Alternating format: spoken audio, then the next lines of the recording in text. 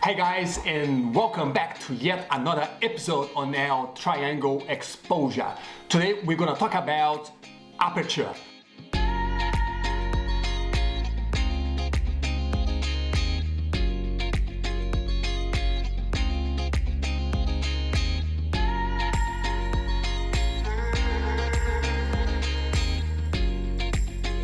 So before we get there, just a quick recap. We spoke about exposure itself, what it is. Sometimes it gets too dark, sometimes it gets too bright. There's no right or wrong. What it matters is your artistic concept. We spoke about shutter speed. If you want to freeze motion, you have a very fast shutter speed. If you want to blur motion, you have a very slow shutter speed. And today, another vertex of our triangle is the aperture. So the aperture is measured on f-stops, and you see on your camera when you change your dial, you're gonna see f-stops, and depends on the construction of your lenses. It can go from 2.8, 1.8 sometimes, up to 22. So if you wanna have a landscape image, for instance, like this one, and you wanna have everything in focus, you have to choose a very high f-stop. For instance, I took this image on an f22. So you can see there's detail from close all the way to very far away. You can see details along that image.